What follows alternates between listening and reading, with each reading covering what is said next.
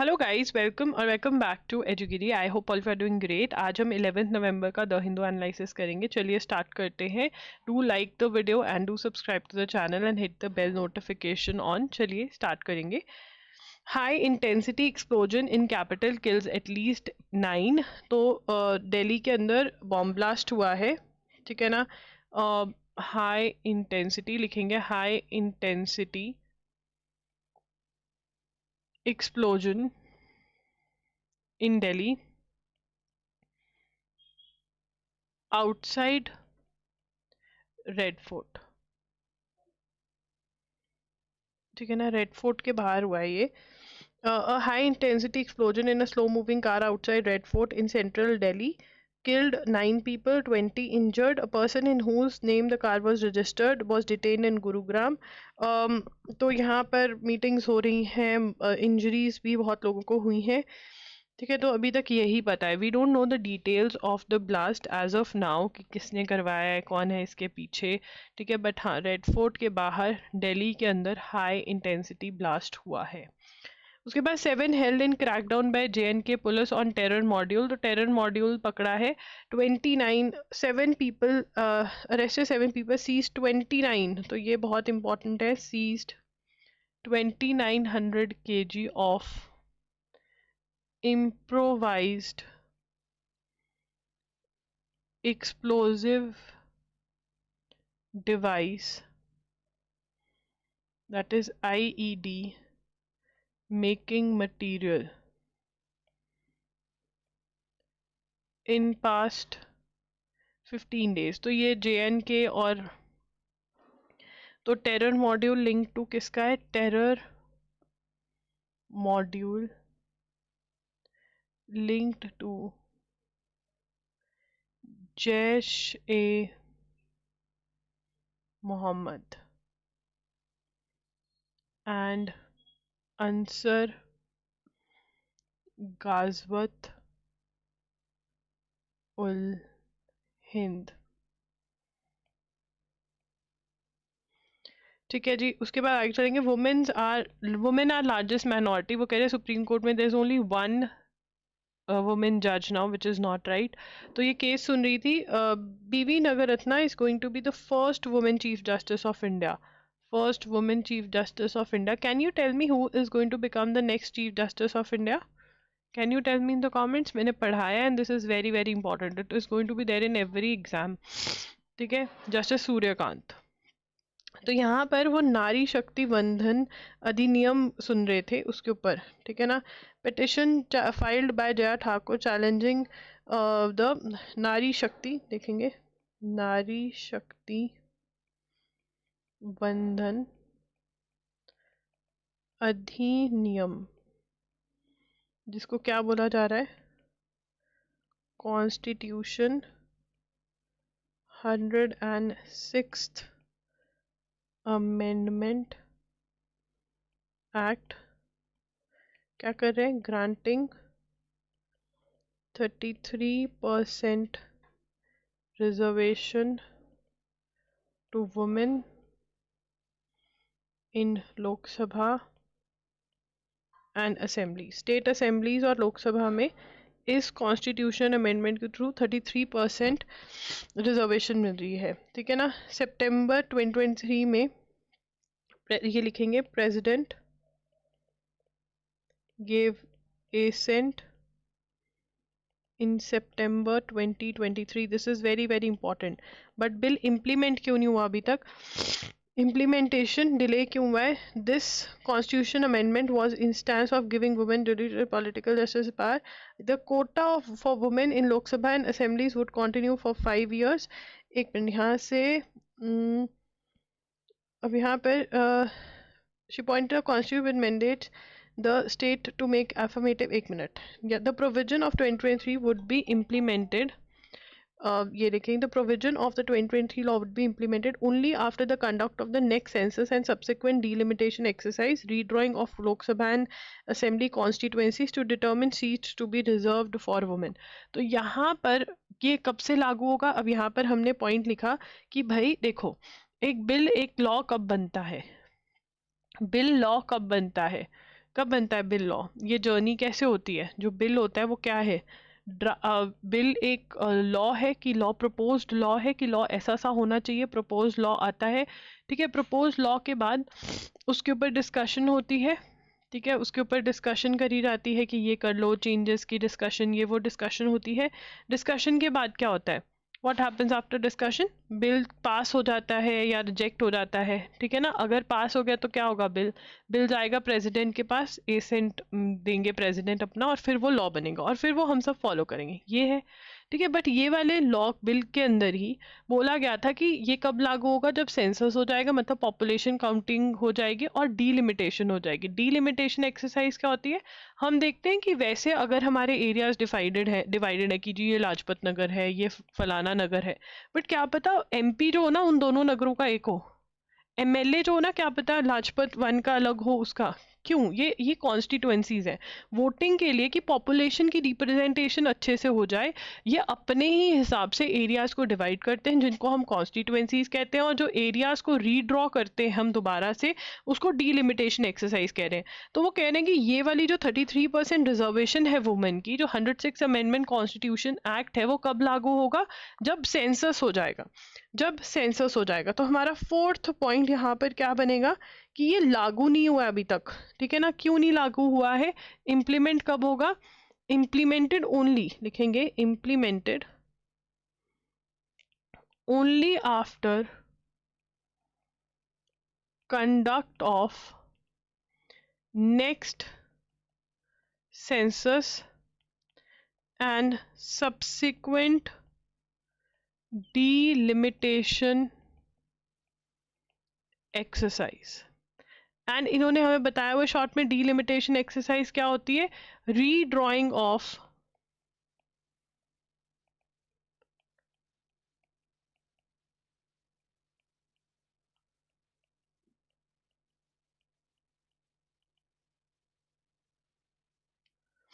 ठीक है ना, तो तब ये लागू होगा, ठीक है ना।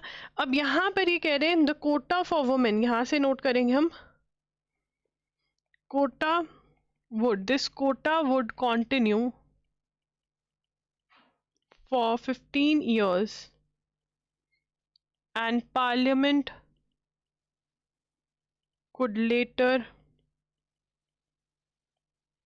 extend the बेनिफिट पीरियड जो है वो एक्सटेंड हो सकता है, ठीक है ना। 15 साल के लिए ये अभी लागू होगा। एक एक पॉइंट बहुत इंपॉर्टेंट है, यहाँ से क्वेश्चन एक्सपेक्टेड है, ठीक है ना।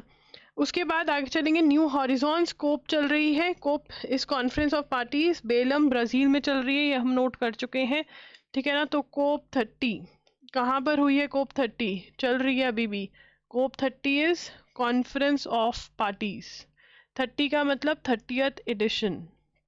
और यहाँ पर क्या बात होती है? क्लाइमेट चेंज से कैसे डील करना है। ब्राजील में हो रही है, ब्राजील के बेलम में हो रही है, बेलन से याद कर सकते हैं हम इसको, बेलन से, ठीक है ना।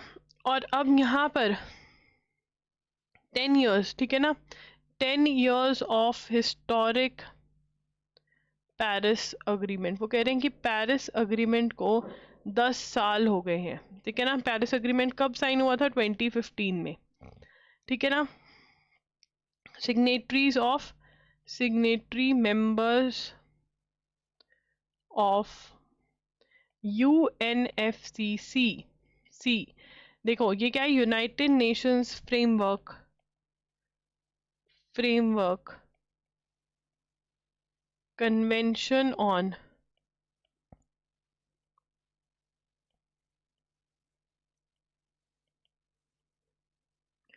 क्लाइमेट चेंज, ठीक है ना। और पेरिस अग्रीमेंट में क्या कहा गया था? committed to a committed to a common goal of keeping temperature below 2 degrees Celsius as far as possible below 1.5 degree Celsius. ये हम नोट करेंगे यहाँ पर कि ये हमने प्रॉमिस किया था, बट वो गोल अचीव नहीं हो पा रहा है। One of the major reasons US administration actively committed to derail steps towards cutting. US has withdrawn. US has withdrawn from Paris Agreement. though not from UNFCCC। अब यहाँ पर ये इंपॉर्टेंट पॉइंट है, यूएसए ने विड्रॉ कहाँ से किया है? यूएसए ने विड्रॉ किया है पेरिस अग्रीमेंट से, कि जो ये टेम्परेचर वाली चीज़ है वो ये नहीं मान रहा है कि मैं काम करूंगा कि अर्थ का टेम्परेचर बढ़े, नहीं, वो नहीं मान रहा है। पर UNFCCC का पार्ट ये अभी भी है, UNFCCC का पार्ट ये अभी भी है। ठीक है। All those who are writing the essays, आपको ये पता होना चाहिए कि क्या क्या फेलियर्स रहे हैं, फेलियर्स कहाँ कहाँ पर हुए हैं क्लाइमेट चेंज से रिलेटेड। ठीक है। भूटान के किंग का, ठीक है, फॉर्मर किंग ऑफ भूटान,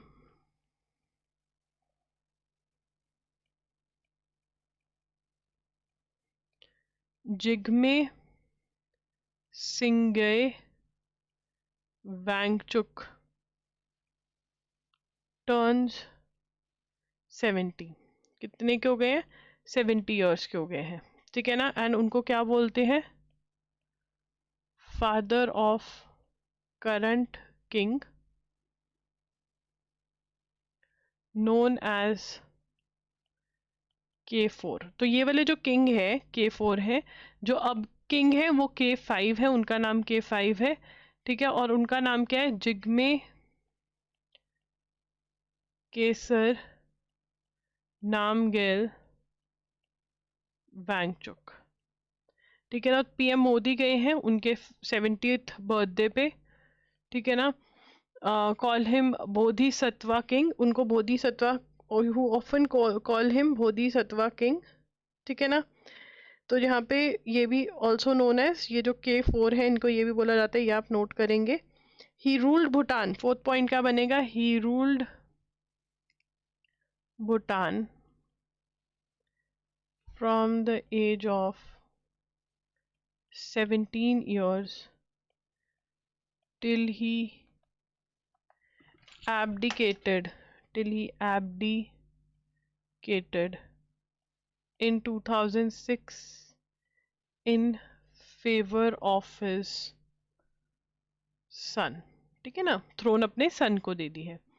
ठीक है। पीएम मोदी ने विजिट किया है huge celebration in Thimphu. PM Modi visited, PM Modi का बहुत अच्छा रिलेशन रहा है अभी तक भूटान के साथ। 2014 में PM Modi first foreign country to visit, तो पीएम बनने के बाद पहली फॉरेन कंट्री जो उन्होंने विजिट करी वो भूटान ही थी। ठीक है। तो ये सारी डिटेल्स पता होनी चाहिए। और उसके बाद यहाँ पर इनॉग्रेशन होगा पुनाट सांगचू 2 प्रोजेक्ट। ठीक है ना। कंस्ट्रक्टेड, यहाँ से नोट करेंगे, was constructed a cooperative venture between Government of India and Royal Government of Bhutan, with India providing initial capital which will be paid off from the income of the project। ठीक है ना। तो ये हम लिखेंगे note. ये कितने का प्रोजेक्ट है? 1020 MW मेगावाट का। This is also important. उसके बाद ट्रम्प थ्रेटन्स बीबीसी, बीबीसी ने एक डॉक्यूमेंट्री निकाली ट्रम्प के ऊपर। ठीक है ना। वो कह रहे हैं US president Donald Trump has threaten to sue BBC for $1 billion over the way it edited a video speech of January 6, 2021 before mob. तो मॉब अटैक हो गया 2021 में, जब डोनाल्ड ट्रम्प हार गए थे तो उनके सपोर्टर्स ने अटैक कर दिया था। उससे पहले जो स्पीच थी वो एडिट करी गई थी। He is asking for, Trump के लॉयर ने कहा है बीबीसी वालों को कि तुम सॉरी बोलो। ठीक है ना। और पैसे वैसे भी मांग रहे हैं। ठीक है ना। उनके चीफ ने रिजाइन कर दिया है। ठीक है ना। It became widely known that BBC's Panorama show had spliced clips together from different parts from Mr. Trump's speech। तो यहाँ पर इन्होंने ये ड्रामा किया। ठीक है। बीबीसी है, यूके वाले हैं, ये कुछ ना कुछ करते रहते हैं। उसके बाद Trump pardons Giuliani, others accused of overturning 2020 polls. तो 2020 के अंदर इनका मतलब they were not ready to accept the result, जो बाइडन जीत गया था, तो उसके जो भी जिन जिन लोगों के ऊपर केसेस चल रहे थे वो अभी ये ट्रम्प खत्म कर रहा है। Remembering V Raja Raman, a tireless evangelist of computer education in India. तो कंप्यूटर एजुकेशन के लिए नोन कौन है? वी राजा रमन, तो ये नाम लिख लेंगे। उसके बाद India and Vietnam move to strengthen defence ties, ठीक है। 15th इंडिया वियतनाम डिफेंस वो हुआ है, memorandum of understanding submarine search, और इस सब पे साइन हुआ है, ठीक है। अगर ज़्यादा बात होगी तो नोट करेंगे। Ministry simplifies rules to boost cornea transplant services. जो हमारे आय के बाहर होता है उसको कॉर्निया कहते हैं। तो यहाँ पर लिखा हुआ है, एक मिनट को, कॉर्निया की डेफिनेशन है, the cornea is the clear front part of the I that helps focus light when it becomes cloudy or scarred from injury, infection or certain medical conditions, vision can be significantly impaired. तो transplant इसका होता है। तो cornea क्या होता है ये हम लिखेंगे। कॉर्निया ट्रांसप्लांट में चेंजेस किए हैं। मैंडेटरी रिक्वायरमेंट थी, एक इक्विपमेंट होना चाहिए था, clinical specular equipment corneal transplant centre में, वो रिमूव कर दी गई है, वो उसकी रिक्वायरमेंट नहीं होगी, ठीक है। ये नोट करेंगे। सेकेंड पॉइंट, तो इसमें the union health and family welfare has amended transplantation of human organs tissues to boost cornea donation and transplant services, ठीक है। तो ये थर्ड पॉइंट होगा। So this is what it is. तो यहाँ पर इनका नेशनल ऑर्गन ट्रांसप्लांट प्रोग्राम भी चलता है, वो लिखना है तो लिख सकते हो। Petition on AC says gen AI में lead to fake case laws. तो अब यहाँ पर ये इम्पॉर्टेंट है, एसए के लिए बहुत ज़्यादा इम्पॉर्टेंट है। तो बेसिकली बहुत चीज़ें जो हैं, फॉर एग्जांपल बहुत फेक एविडेंस बन सकता है, वो बहुत बड़ी बात तो फेक एविडेंस ही है, ठीक है ना। तो वो कह रहे हैं कि बहुत ज़्यादा प्रॉब्लमेटिक है, इसलिए रूल्स एंड रेगुलेशंस होने चाहिए, frame guidelines for regulated transparent secure and uniform use of AI. तो ये सिर्फ और सिर्फ वो बच्चे लिखेंगे जो एसए की प्रिपरेशन कर रहे हैं, AIAT वाले, एलनैट वाले, एलनैट वाले, जिंदल लॉ स्कूल वाले और NLSAT वाले, ठीक है। बहुत सारे बच्चों को लगता है कि हम CUT PG के लिए प्रिपेयर करें, हम UG के लिए प्रिपेयर करें, हमारे एग्जाम्स का नाम भी लिया जाए। आप लोगों के लिए सब कुछ इंपॉर्टेंट है। न्यूज़पेपर में से मैं निकाल लाई हूँ, आप देखना कभी खोल के न्यूज़पेपर, उसमें इतनी सारी न्यूज़ होती हैं, बट हम उसके सिर्फ कुछ न्यूज़ करते हैं, बिकॉज जो इंपॉर्टेंट है वही पढ़ेंगे, ठीक है।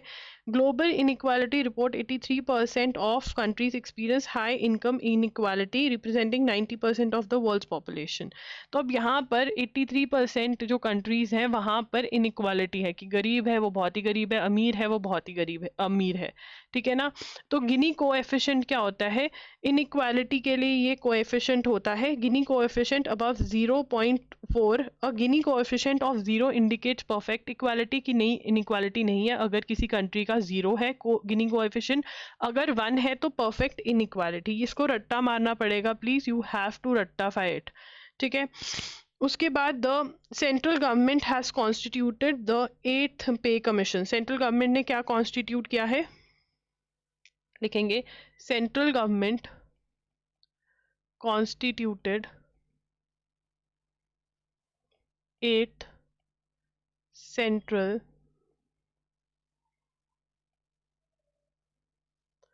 पे कमीशन, CPC भी बोलते हैं, ठीक है। इसको हेड कौन कर रहा है?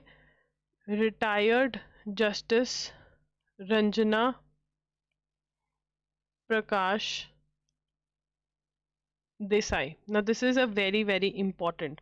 Who is the chairperson? This is going to be there. 8th pay commission है, सेंट्रल पे कमीशन है, ठीक है ना। और कौन हेड कर रहा है? रंजना प्रकाश देसाई, ठीक है। सेकंड, और कौन है इसमें? It also consist of professor Pulak Ghosh, faculty of IIM Bangalore as part time member, and Pankaj Jain, IAS to the secretary to the government of India as member secretary, ठीक है। It will submit reports in 18 months। ये second point note करेंगे। ये third point, दोनों members का नाम, full time कौन है, हाफ टाइम कौन है, पार्ट टाइम कौन है? Pulak Josh is half time, where as Pankaj Jain is full time, ठीक है।